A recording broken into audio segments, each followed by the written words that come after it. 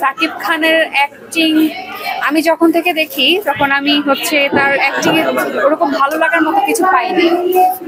এখন সাকিব খান অনেক ভালো করছে, কিন্তু আফরান নিশোকে একদম প্রথম থেকেই ভালো লাগে। ওনার অ্যাক্টিং একদম প্রথম থেকেই খুব ফ্ললেস মনে হয়।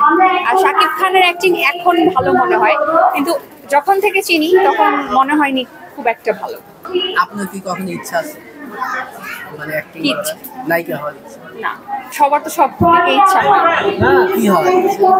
আমি তো যা হওয়ার সেটা হয়েই আছে, ব্র্যান্ড প্রমোটার প্লাস আমি একজন নারী উদ্যোক্তা, আমি বিজনেস করি।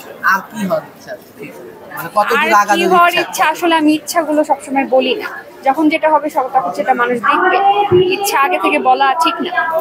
শাকিব খানের মুভি কি দেখা হয়েছে?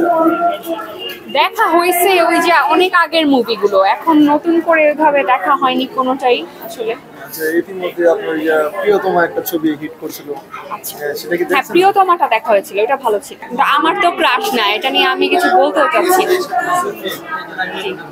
ব্র্যান্ড প্রমোটারদের হচ্ছে বিভিন্ন ব্র্যান্ডকে প্রমোট করতে হয়, মানুষের কাছে প্রমোট করতে হয়। যেসব ব্র্যান্ডরা নতুন আসছে বা আগের যারাই ছিল, তো সব কিছুরই তো একটা প্রমোশনের মাধ্যম লাগে। তো ব্র্যান্ড প্রমোটার হচ্ছে একটা মাধ্যম এখন এই সোশ্যাল মিডিয়াতে।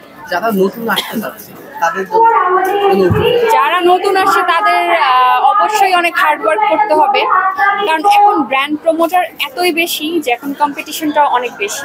দেখা যায় যে 2019-এর দিকে যারা ব্র্যান্ড প্রমোশন শুরু করেছে তারা কিন্তু খুব ইজিলি এখন একটা ক্যারিয়ার বিল্ড আপ করতে পেরেছে, কিন্তু এখন যারা নতুন করে স্টার্ট করছে তাদের জন্য কিন্তু একটু হার্ড ডেফিনেটলি, কারণ এখন কিন্তু অনেক ব্র্যান্ড প্রমোটার।